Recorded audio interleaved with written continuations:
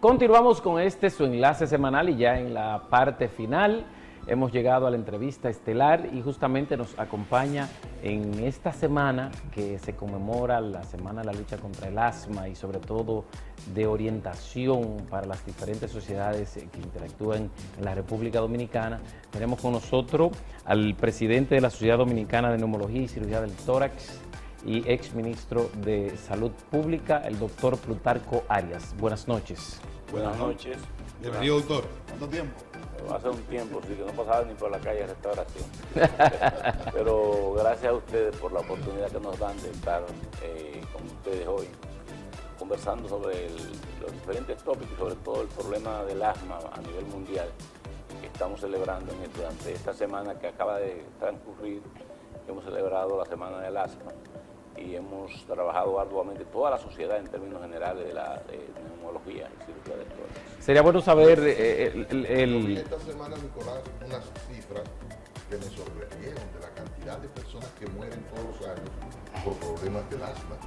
Me gustaría que tú nos hables un poquito de la realidad de esa situación de salud en los dominicanos especialmente. En los dominicanos tenemos que la mortalidad de asma anda en 3.5 por 100.000 habitantes. O sea, cuando tú lo traduces a eso, se traduce a 358 personas murieron por asma en el año 2018. El 2019 no se contabilizó por el problema de la pandemia y el 20 tampoco. Pero tú puedes estar seguro que ahí aumentó por lo que era la pandemia del COVID, que afectaba directamente al pulmón, y lógico que eso hace que aumente. Pero en términos generales, los últimos datos que tenemos son de 358 dominicanos. Nosotros nos sentimos, y yo siempre uso esta palabra, quizá la uso todos los años, desalmado y desarmado, porque nosotros tenemos un arsenal terapéutico para combatir el asma. Pero el paciente, y entonces por eso hablamos de desarmado, pero cuando hablamos de desarmado es porque como que se nos va algo que no debió haberse oído, porque el paciente mismo tiene mucha culpa, a veces se descuida con el tratamiento, no va solamente a la emergencia. Cuando va a la emergencia se coge un aerosol y se da 60 dosis en un día y acaba, o sea, es un aerosol completo en un día, cuando nosotros sabemos que eso podría tener repercusiones mucho, de hecho, por sobredosis. Pero si tú le das al aerosol 2, qué bueno que la gente sepa, eso no hace daño. La gente cree que los aerosoles, que los medicamentos inhalados hacen daño. No hacen daño. Si tú le das 2 inhalaciones ahora, 2 inhalaciones cada 6 horas, vamos a decir 8 inhalaciones en un día, hasta 10 que tú le des, no va a pasar nada va a pasar. Pero la gente prefiere irse a la emergencia, se nebuliza, el médico de emergencia lo ve, lo despacha, porque emergencia es emergencia. Sí. Yo le llamo a eso asma en sala de urgencia, en una conferencia que tengo, que siempre doy todos los años a los residentes. Y entonces eso, el paciente se va, no va al neumólogo al día siguiente, no se sigue medicando, entonces llegan las situaciones fatales. O ese día fue a la emergencia, se nebulizó y se fue para su casa a dormir y ya pasó todo. No pasó todo. Debe seguirse medicando, debe tratar de bajar la inflamación con esteroides, aunque ya no sienta síntomas. El paciente asmático debe despacharse a su casa después de 2 horas, sin sibilancia, sin pito en el pecho, que el paciente dice: yo me siento bien. Entonces, por eso, y tú sabes cómo viven las emergencias llenas, que es un problema también, entonces eso hay que manejarlo ya de manera diferente. Sería bueno conocer, porque hay una serie de actividades que viene desarrollando la sociedad junto a Neumonorte, en todo el país, que son de orientación y de llamado de atención. El pasado lunes veíamos también que iniciaron la semana, el pasado martes, iniciaron la semana, porque el segundo martes, ¿verdad que sí? El primer martes de cada mayo. Entonces iniciaron con, esta vez en vez de globo que ustedes hacían hace unos años, con burbujas. En el mismo escenario. En el monumento. En el mismo escenario. Lo que pasa es que con los globos los hemos descartado por el asunto climático. Esos globos ya van y entonces van a producir daño a nivel de medio ambiente. Entonces lo que estamos haciendo es con burbujas, ya ustedes pueden ver incluso lo que hicimos el martes, se hizo un acto, se dieron unos datos, se hizo una rueda de prensa. Continuamos el miércoles en Santo Domingo con encendido del obelisco, en Agora Mall se hicieron unas cuantas conferencias, se hicieron entrevistas desde ahí mismo a la gente y a los especialistas. Acá ha habido un despliegue, aquí han habido 5 y 6 conferencias diarios en los diferentes hospitales de Santiago. Y en las noches del monumento también, Miguel. En la noche del monumento también se encendían las luces. O sea, se está haciendo un trabajo extraordinario, este año ha sido inmenso. Mañana, hasta mañana, domingo, continuamos el lunes, podemos continuar durante todo el mes haciendo algún tipo de actividades. Y le puedo decir, por ejemplo, que el sábado se hizo un rally en Santo Domingo, bastante interesante, con los egresados del Hospital Salvador de Begotier, que son los egresados de la Residencia Nacional. Y sucesivamente hemos estado haciendo actividades. Ese rally quedó también magnífico, los pacientes participan en el rally, empezamos desde el Jardín Botánico y a caminar, y entonces vamos con los pacientes conversando sobre asma, nos paramos, hacemos paradas con grupos de pacientes, etcétera. O sea que son actividades muy interesantes. Eso es lo que hicimos durante el día de ayer sábado. ¿Eso no le complica a los pacientes la caminata o por el contrario le ejercita, le ayuda? Si el paciente es asmático y está exacerbado, se va a cansar. Si el paciente está reagudizado, si el paciente se siente con sintomatología. Hay pacientes que no tienen síntomas, hay pacientes que tuvieron asma hasta, y yo me decía, un médico en esta semana me decía, que yo tuve asma hasta los 12 años y que estoy asmático ahora. Cuando lo fuimos a evaluar, ciertamente la prueba de función pulmonar, espirometría, él da un 69% de FB1 y nos da 90 de capacidad vital forzada. Los síntomas, para que la gente sepa por lo menos, y el que no tiene asma o el que lo tiene y no lo sabe, pueda detectar y Bueno, acercar. los síntomas del asmático son tos seca, dificultad para respirar, sobre todo muchas veces con el esfuerzo, con el ejercicio, sibilancia, que son los pitos que se oye el asmático en el pecho durmiendo, muchas veces él mismo se lo oye, otras veces se oyen a distancia, otras veces lo oye el médico solamente. Y en eso, cuando yo hablo de la exacerbación, de la reagudización, es importante. El paciente puede tener 20 años cuando le da asma. Eso se llama asma que está controlada. Por eso nosotros duramos durante muchos años, 10 años casi, hablando, el asma se controla. Este año estamos diciendo, el lema es, vamos a reducir la brecha de los asmáticos entre mortalidad y morimortalidad y enfermedad propiamente dicha. O sea que las cosas han ido cambiando, pero nosotros queremos reducir el número de muertos, el número de enfermos, el gasto, que el gasto a nivel hospitalario es alto, el número de pacientes que se ingresan es muy alto, o sea, en términos de...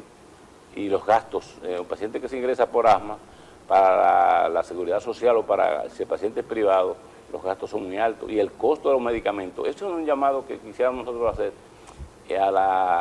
sobre todo al Estado dominicano, que pudieran incluir algunos medicamentos que son de alto costo, como son las vacunas mononucleares, como, o sea, que se incluyan dentro, que son para los pacientes alérgicos específicamente, son caras. Están 30.000 pesos una al mes y hay que ponerse una... Hay medicamentos de alto costo. Pero esos pacientes ya muy graves que tienen la inmunoglobulina muy elevada, entonces son anticuerpos anticuerpos que se le ponen al paciente para evitar justamente que haga las alergias y que haga más severas. Esos son pacientes ya más severos y sobre todo es cuando la inmunoglobulina anda por encima de 1000 que se Pero usa. usted dice que hay que ponérsela mensualmente. Mensualmente. Entonces ya eso tiene un alto costo. Igualmente que hay medicamentos que se usan en pacientes que se han agravado y que nosotros estamos tratando de que también se incluyan en el programa de alto costo del Estado, porque eso nos va a ayudar bastante a manejar la situación. Doctor, ¿qué tan consciente está la población, especialmente los dominicanos, de que esta enfermedad, del nivel de peligrosidad, y en un país donde la gente va y compra en un colmado o se automedica, porque hemos notado que desde la sociedad que usted dirige hay cierto nivel de preocupación por el tema de los manejos desde la casa que se da esta enfermedad. Mira, uno de los grandes problemas que tiene el asma, por eso yo hablo que la mortalidad la tenemos que reducir esa brecha, es que el paciente entienda que no puede sobremedicarse, que si tiene que acudir al médico acuda, que si tiene que ir a la emergencia que vaya a la emergencia del hospital, pero que los médicos de emergencia le expliquen automáticamente, váyase a ver su médico mañana, vaya a ver el neumólogo, sea en el hospital, sea en la clínica, usted lo envía, el médico general, y este es un mensaje que envío a los muchachos y los residentes que están en emergencia, que después que el paciente lo controlan totalmente, deben medicarlo con un aerosol para que lo use a las 6 horas otra vez en su casa y que le digan mañana vaya donde su médico de cabecera o de neumólogo para que lo siga, porque pueden indicarle el aerosol, pueden indicarle un esteroide, 10 miligramos, 30 miligramos de un esteroide para que lo usen esa noche, todavía después que tú lo medicaste en la emergencia y controlaste la crisis, que ese, como lo dije ahorita, anteriormente, se controla después de 2 horas. O sea, para nosotros es de alta preocupación que los pacientes se sobremediquen, que se sobredosifiquen, porque eso sí entonces nos complica las cosas, sobre todo los cardíacos. Se hereda, Plutarco, el asma se hereda, el asma es una enfermedad hereditaria, inflamatoria, crónica de las vías aéreas. Las vías aéreas se estrechan, se inflama todo el tejido, el bronquial interno, la mucosa bronquial, y el músculo liso se contrae, entonces por eso se produce la broncoconstricción. Entonces es una enfermedad hereditaria en el 90%, en otros casos, más bajo ya un 10%, es asma de inicio tardío, muchas veces que tiene que ver con, ¿por qué tanto los niños de 6 a 14 años, que son los mayores que tienen la enfermedad en términos de, o sea, ese concepto que hay que vigilar? ¿Por qué? Porque ahí entonces empieza el factor hereditario a hacer presencia. Y eso es muy importante, se hereda. ¿A un adulto puede darle asma sin haber sufrido nada? Claro que sí, claro que sí. El adulto, o sea, nosotros le llamamos muchas veces asma de inicio tardío. Ese no tiene que ser, muchas veces no son hereditarias, cuando son, esa es una asma más intrínseca, no viene de afuera, porque el asma hereditaria tiene que ver mucho con la parte alérgica, la parte atópica, la parte del polvo de casa, la parte de los utensilios de casa, de los cojines, la humedad, el techo, las cortinas, los closets, el polvo doméstico sobre todo, que está lleno de ácaros. Tú coges un colchón cualquiera de mucho tiempo de uso y va a encontrar muchas partículas de polvo y ácaros, sobre todo cuando tú coges una máquina de estas que son de aspiradoras, tú te das cuenta que ciertamente eso existe y que es una realidad que hay que también manejarla. Entonces por eso nosotros a las madres con niños asmáticos le decimos, miren, no nos barra la habitación, mapenos con agua, vamos a mapear con agua, vamos a hacer las cosas de esta forma, porque en la medida que tú mueves mucho polvo, ese polvo se incrusta en los colchones, se incrusta en los cojines, y entonces cuando el niño se acuesta ahí o el adulto, empieza la noche con los síntomas. Muchos pacientes en el día incluso tienen están bien, y cuando se acuestan, ¿por qué empiezan a toser cuando se acuestan y empiezan con pitos en el pecho? Porque justamente empieza el proceso alérgico del asma, del broncoespasmo propiamente dicho. Entonces el proceso alérgico se va aumentando con las horas en la cama y tú ves que en la madrugada posiblemente el paciente esté más apretado cuando se acostó. La posición tiene que ver quizá del cuerpo, y aparte de eso sería interesante conocer medio ambiente y el entorno en el hogar.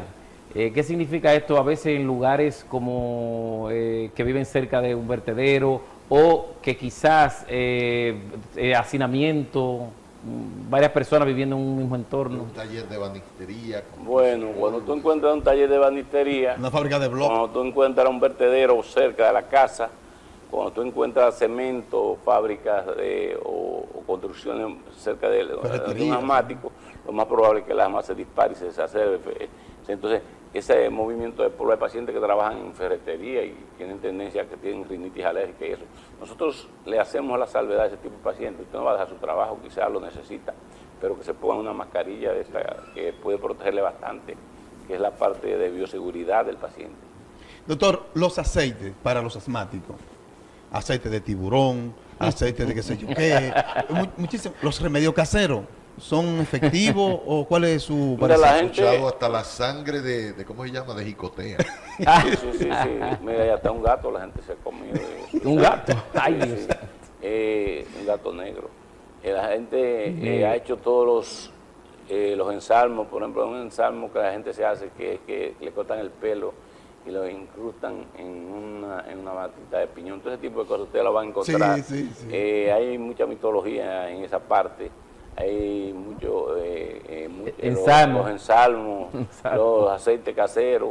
Y hay aceites caseros de esos que tú dices, bueno, que lo mejoraron. No, lo que pasa es que a veces son mucolíticos un poco, actúan como mucolíticos. Después el paciente se toma quizá un poco de agua, entonces eso lo floja un poco, no vamos a decir que no. Y que tienen, pero no vamos a decir... Aceite de oliva. Pero no vamos a decir que funcione para el asma. El aceite de oliva no creo que funcione para el asma. El aceite de oliva es excelente para cualquier otra cosa, para cocinar y para las ensaladas y para tú evitar que el colesterol malo suba. Pero en términos generales, la realidad es esa. La realidad es que se usan mucho todos estos aceites, todos estos ensalmos, pero no, realmente no. El paciente tiene que medicarse. Cuando mi paciente va a mi consultorio, le digo, usted toma eso. Perfecto, lo tomo, pero vamos a la medicación que yo le voy a dar, que es la segura. ¿Cuáles son los Porque está tratamientos? demostrado científicamente que eso es lo seguro. Los tratamientos para controlar, doctor. Nosotros básicamente los tratamientos para controlar están dados. El asma, el tratamiento por excelencia para el asma bronquial, para una crisis, es beta-2 adrenérgico inhalado. Es la pompita, como le dice la gente. Sí. 2 inhalaciones. ¿Cómo se hace eso? Porque la gente tiene que aprender a cómo se hace. Primero echa el aire hacia afuera, sentado, no acostado. Por eso tú preguntabas en un momento la posición. El asmático sentado se siente mucho mejor que acostado. Claro. Entonces, se sienta o se pone de pie, echa el aire todo hacia afuera, 5 o 6 segundos, echando todo el aire hacia afuera. Mueve el aerosol, o un medicamento que sea en polvo seco también. Entonces, cuando mueve el aerosol, se lo lleva a la boca después que ha expirado todo el aire hacia afuera. Se lo lleva a la boca, inspira hacia adentro, inspira, y se aprieta el aparatito, retiene el aire durante 10 segundos, 1, 2, 3, hace un conteo mental de 10 y después entonces respira normal. Esa es la primera inhalación. A la segunda inhalación le da 1 minuto y vuelve y hace lo mismo. Usted va a tener un paciente que a los 30 segundos ya le empieza a sentir mejoría, si lo hizo bien. Y porque esos medicamentos, la mayoría se quedan en la boca muchas veces, a la gente es un 30% que llega al pulmón, y ese 30% que llega al pulmón, a las vías respiratorias aéreas, resuelve el problema. Entonces, cuando hace la segunda inhalación, a los 3 minutos ya el medicamento está haciendo un efecto pico altísimo, o sea que ya tú tienes una respuesta sumamente adecuada. Entonces, por eso, ese medicamento, el beta-2 adrenérgico inhalado, es el medicamento por excelencia para resolver una crisis asmática. Si no es aerosol, puede ser nebulizado. La nebulización si usted tiene un nebulizador en su casa y usted lo prepara, es lo mismo, porque a veces el paciente no sabe hacerlo con los aparatitos, y nosotros lo que hacemos es que les recetamos entonces que hagan las nebulizaciones en su casa. Y una segunda opción que hay de medicamento es el esteroide, una prednisona, una metilprednisolona, que el paciente se la toma. Hay jarabes, pero los jarabes duran más para actuar y los efectos secundarios son mayores. ¿Y no engordan esos esteroides? Entonces los esteroides te pueden engordar, pero tú no usas esteroides toda la vida. Nosotros no empezamos con los esteroides y se lo ponemos a altas dosis los días que estás ingresado. Cuando tú te ingresas, te pones con una estatus asmático, un severo, o una exacerbación severa del asma, se te pone esteroide obligado a altas dosis, porque es la forma de controlarlo. ¿Y es verdad que? Para tú después, tú te vas a dar cuenta que ese esteroide que tiene un efecto pico a las 6 a 8 horas, entonces tú, después que te ingresan, tú dices, a las 6 o 8 horas tú empiezas a ver la mejoría. ¿Por qué? Pero las inhalaciones empezaron en principio a mejorarte, pero el efecto más alto lo encuentras tú a las 6 a 8 horas y ya cuando te dan la segunda inhalación después de ingresado, porque en principio te dan 3 en la emergencia, pero después que empezamos tú encuentras que está mejor. ¿Por qué? Porque ya el esteroide ha preparado los receptores de beta-2 para que capten mejor a la nebulización, porque ya el esteroide te ha bajado toda la inflamación que tú tienes en las vías aéreas. Mientras tanto, tú estás tapado de moco y secreciones, no va, la captación del receptor beta 2 para coger al beta 2 adrenérgico que viene, que es el que tú inhalaste o te nebulizaste, se capture bien. ¿Es verdad, doctor, que esa nebulización le afecta al corazón del niño? Mira, eso es, al niño mucho menos. Eso es una mentira que le han dicho siempre, es un invento. Lo que nosotros hacemos es que el paciente, que si es un paciente con insuficiencia cardíaca, con trastornos de ritmo cardíaco, de frecuencia cardíaca alta, lo que usamos entonces es un bromuro de hiperatropio, o le ponemos el beta 2 adrenérgico con bromuro de hiperatropio a dosis más bajas y conseguimos resultados buenos. Entonces, ese paciente lo cuidamos un poquito más, nos auxiliamos del cardiólogo para que controle a ese paciente la parte que le corresponde, y nosotros usamos entonces lo que se llama bromuro de hiperatropio. Bromuro de hiperatropio, yo no quisiera decir el nombre comercial, no sé si se... No me importa. No importa. Pero, por ejemplo, hay medicamentos que se llaman Astalin, Salbutral, Ventolin. El Ventolin es el original. Esos son los sprays, que es un azulito. Esos son los sprays, para decir así. Están el Doblené, el Duoben, el Conviven, que son los de nebulizaciones, lo que más se usan. Y entonces, para decir esteroides, yo te puedo decir, el que más se usa en el mercado, quizás Inflavir, Valor, Defal, esos Prelone, esas son prednisona, esos son los esteroides. Vienen de 30, de 10, de 20, pero entonces esos medicamentos son los indicados. O sea, cuando usted usa el aerosol bien, usted va a conseguir respuesta a los 3 minutos, que no te lo da la nebulización tan rápido. Pero eso va a una velocidad de 100 kilómetros por hora cuando va a entrar a vía aérea. Entonces, si tú aspira bien, inspira y aguanta bien, y hace un teatro así, y aguanta y cuenta 10, tú vas a tener resultados excelentes. Y entonces deja que te pase un minuto y te da la segunda, vuelve, te da la segunda. Entonces, hay unas y va a ser pastillitas excelente. que se utilizaron mucho ahora con la cuestión del COVID, que era justamente para problemas que tenía la gente para respirar. Y la pastillita entonces se lanzaba como que se... Es lo mismo de como el ¿cómo se Civicor llama? y demás. La ponía uno en una... En un aparatito, sí, bueno, bueno, entonces uno alaba el polvo. Eso tiene budesonida con formoterol. Esos medicamentos la mayoría son, hay uno que se llama Bude Plus, hay uno que se llama Air Plus, el Air Plus. El plus. Entonces el Air Plus se que tiene usa la pastilla. también. A esto me Porque dio COVID, porque a esto me dio cuando el COVID, en vez de nebulizar, lo que se usaba eran los aerosoles para evitar la expansión del virus en el área. Yo digo, esa pastillita la pueden usar los hermanos. Esas son las que más No, se que la usan. usan. Son las que Ah, más bueno, se... bueno. Es lo que más se usa. Más se usan, ahora mismo se están usando más que los aerosoles dosificados. ¿Por qué? Porque es más fácil para el paciente manejarlo. Tú la perforas y ella se perfora sola, tú inhalas, el paciente no tiene que echar ni el aire para afuera, solamente inspirar hacia adentro con fuerza, lo hace mucho mejor. O sea, no tiene, la coordinación de movimiento tiene que ser muy importante cuando el paciente se está medicando. Entonces, ¿por qué la coordinación de movimiento es importante? Nosotros, cuando el paciente es muy viejecito, no le damos el aerosol. Tratamos de darle un medicamento en polvo seco o le damos nebulizaciones. Entonces, porque conseguimos mejores resultados. O sea, hacia ahí vamos dirigidos nosotros. Sería bueno conocer, primero usted decía algo, que el 30% se va a los pulmones y hay otra parte que se queda. Esa parte que se queda en la garganta y demás, ¿se le debe algún trato al paciente para que no haga un daño secundario? Mira, sí, se queda en la orofaringe, un porcentaje alto. Por eso, entonces, ese porcentaje alto, el 30% baja directamente a los pulmones, pero cuando tú lo usas, ese 30% te da todo lo que tú necesitas. Okay. Entonces, lo que se queda en la faringe, en la vías respiratorias altas, se le recomienda al paciente que se enjuague la boca siempre, sobre todo cuando se usa polvo seco, que tiene budesonida, porque eso te puede crear sapito después, y ardor en la boca, en la garganta, molestias en la garganta. Entonces, nosotros le decimos, enjuáguese la boca después de usarlo. Otra cosa. Con agua.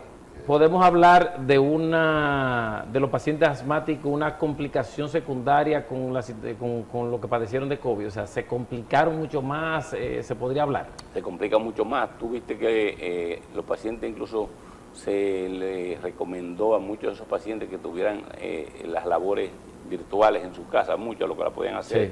y muchos se enviaron también de licencia durante cuando el COVID estaba alto, porque se complica mucho más. O sea, el paciente asmático, y si es obeso es mucho peor. La posibilidad, la obesidad, los jóvenes que se murieron por COVID en el país, que se han muerto y todavía queda COVID, no crean que el COVID ha pasado, está pasando, estamos bien, vamos muy bien, estamos súper bien, pero todavía quedan algunos casos, ustedes ven que se reportan algunos casos diarios, pero en términos generales, el paciente con COVID, por ejemplo, obeso, el mayor número que se murió eran pacientes obesos, y si eran asmáticos, pues lógico, se complicaba más. La complicación es mucho mayor. O sea, si tenían patología respiratoria de base o cardíaca, todavía es mucho mayor. Doctor Arias, mire, yo veo Aparte de esos diabetes, y los diabéticos la mayoría tienen obesidad o sobrepeso, y igual que el hipertenso. Vamos a ver la parte emocional del niño, o aún más el adolescente, con el drama que esto le provoca a una familia, de una madre, la angustia que eso le genera, ver una crisis de asma, y escenarios que se dan, por ejemplo, que no puede jugar pelota, que no puede jugar baloncesto, que no puede estar en el polvo, que si van al río no pueden lanzarse en el río porque el agua es muy fría. ¿Cómo eso puede afectar emocionalmente al niño o al adolescente? Mira, el niño asmático hay que dejarlo que haga vida normal, exceptuando algunas cosas, como te dije, lo del polvo, de que usted mantenga un entorno limpio, adecuado, sin levantamiento de polvo, etcétera. Eso es importantísimo. Cuando un niño asmático hace una crisis, de verdad que la angustia del niño es mucho, pero la angustia de los padres es mucho mayor. Y él la ve. Y es tremendo, o sea, ver eso es desgarrador, sería la palabra. Y los padres se inquietan mucho más que las madres, sobre todo. El asunto del niño debe hacer vida normal. Lo de la piscina tiene a veces su debilidad por el cloro y eso, pero la natación se les recomienda mucho a los niños asmáticos, igual que la bicicleta, igual que cualquier otro deporte. Hay muchísimos beisbolistas que son asmáticos. Yo he visto nadadores. Que son asmáticos. Creo que Marcos Díaz es asmático. O sea, eso no te va... Tú no puedes quitarle la vida normal, debe hacer vida normal, porque el asma se controla.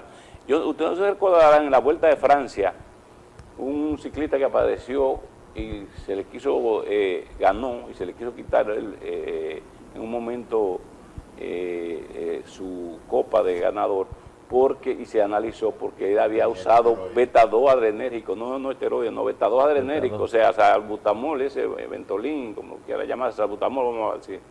Y porque había usado eso, se le quiso quitar incluso su trofeo, o sea, no sé qué pasó después al final, pero lo que le digo, o sea, porque el paciente se siente mejor. Si paciente asmático que va a hacer ejercicio y sabe que está teniendo problemas de estarse apretando con el ejercicio, lo mejor que hace es darse 2 dosis de un beta-2 adrenérgico y se hace los ejercicios y ya. Y te puedo decir yo ahora, después que me dio COVID, o sea, yo cuántos años duré con asma controlada, más de 30 años quizás controlado, sin usar nada. Después que me dio COVID, yo una que otra vez tengo que usar un aerosol. Y cuando voy al gimnasio antes de irme, también lo uso. O sea, porque ya automáticamente tú te quitas el problema de encima. No va a tener problema con eso. Entonces, el paciente que hace ejercicio, que corre, que hace maratón, etcétera, y que use su beta-2 adrenérgico, no hay ningún tipo de problema. Como muchas veces entienden que estos medicamentos activan más, lo ideal es que ese paciente se le diga, tenga una comunicación del médico diciéndole: este paciente está indicado con beta-2 adrenérgico porque es asmático y tiene que debe usarlo para que todo, porque se le puede provocar una crisis inducida por ejercicio, que también la hay asma inducida por ejercicio que se producen, y entonces es mejor que el paciente vaya medicado y que no haya ningún tipo de inconveniente. En el país, Plutarco, ¿hay alguna diferencia entre los géneros? ¿Se afecta más a la mujer o al hombre aquí en el país? Los niños son más afectados en la edad, los varones, en la edad infantil. ¿Por qué? No tengo la explicación ahora exacta, pero en términos genéticos sí, o no exacta. Lo que pasa es que si me meto en eso, no vamos a tener que empezar a explicar una serie de cosas que la gente no va a entender bien. Y eso en los varones es más frecuente, en la edad infantil, y en las mujeres incluso en la edad ya la adulta es más frecuente, posmenopáusica. Independientemente, porque tenemos fumadores, varones y hembras, ahora hay un problema mayor Juca. que va a activar, y tienen que entenderlo, la juca, el vape, toda esta cosa, los cigarrillos electrónicos, activan un paciente que era asmático, está controlado 5 o 6 años, llegan a los 18 años, empieza a usar vape, juca, y llega a la consulta entonces con broncoespasmo, que se está apretando, que tiene disnea. Muchas veces ellos lo callan a los padres para seguir usándola. Entonces se van haciendo más daño porque esas vías aéreas se van remodelando, se van dañando, y la respuesta al tratamiento es mucho peor. Cuando hay remodelación de las vías aéreas, la respuesta al tratamiento es mucho peor con el tiempo. O sea, entonces, cuando la gente deja de usar el medicamento, el mismo esteroide que viene budesonida, que no tiene efectos secundarios sistémicos prácticamente, más que en la boca, como dijimos ahorita, budesonida con formoterol, y usted lo está usando, y eso es lo que nosotros más usamos ahora mismo, y combinado. Y el paciente entonces te lo deja de usar, con el tiempo, la remodelación de las vías aéreas se presenta, es daño, es como si tú cogieras un camino y le pasara un greda, entonces se sale a la historia, o sea, o dejara de pasarle greda, y entonces el camino se vuelve cráteres y hoyos y cosas. Plutarco, el humo de la juca y del vapor es un humo químico prácticamente. ¿Hay alguna diferencia entre ese humo y el efecto a los pulmones y el del cigarrillo, el del tabaco? Porque vi que esta semana la Asociación Dominicana Antitabaquismo se refirió a la situación del tabaco y del efecto en la salud. Ambos hacen mucho daño, o sea, el vape, la juca, el tabaco, ambos hacen mucho daño. Este es el mes ahora antitabaco también que empieza. Y entonces esa es otra parte que nosotros como Sociedad de Neumología la tenemos para la segunda parte del mes. Entonces ese es otro problema. Nosotros, los santiagueros, por ejemplo, que es la mayor provincia productora de tabaco, sobre todo Tamboril, Villa González, sí. También tenemos ese problema. Entonces, desgraciadamente, y por suerte, yo voy a decir que por suerte, la mayoría de tabaco que se produce aquí en Santiago se exporta, es más para exportación que otra cosa, pero se usa mucho, ya uno va a los lugares y hay lugares para fumadores también. Pero eso sí, que la gente que tiene problemas respiratorios, lo ideal es que se sienten en el área de no fumar. Un mensaje ya finalmente. Un mensaje final, que el asma se controla, que el asma se controla por muchos años, que no necesariamente el asmático que tiene 8 o 10 años que no se aprieta, puede volver a apretarse, voy a usar esa palabra, puede volver a tener un broncoespasmo, que acuda a su médico, que el asma, tú puedes ser asmático, te sientes bien, ha pasado años, vino una gripe muy mala, vino un virus, vino una influenza y te activó el asma, y te la puede activar por 1, 2, 3 meses, 4.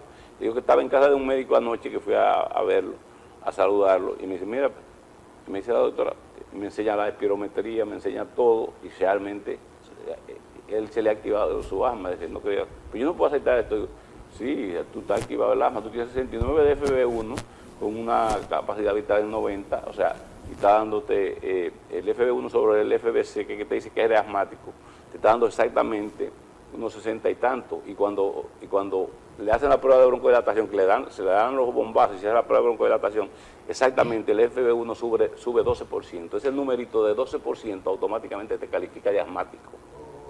Entonces, mi mensaje final es que que el medio ambiente hay que controlarlo, que hay que mejorar los vertederos a cielo abierto, que hay que mejorar, que hay que evitar el movimiento de polvo en la casa, en las camas, en las habitaciones donde duermen los niños y en la sala donde permanecen ellos con los cojines. Una cosa importante, evitar la juca, evitar lo siento por lo que tienen sus negocios Sí, de eso, pero y se hace, bueno, pero la realidad. pero es la realidad, como mi responsabilidad como presidente de la Sociedad de Neumología es decir eso.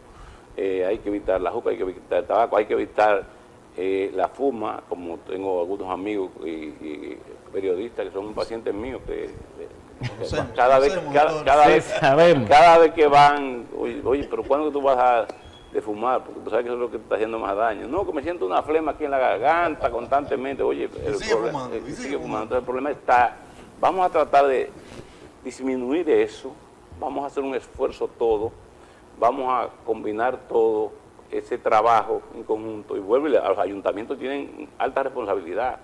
Eso, los talleres, por favor, si usted va a montar un taller de mecánica, no se lo ponga, de pintura, no se lo ponga al lado a una casa, porque usted lo más probable que va a producir un asma, va a producir una enfermedad pulmonar obstructiva crónica en el futuro, o un asmático que se exacerbe. Quizás hasta un broncoespasmo severo se muere el paciente, usted lo va a sentir.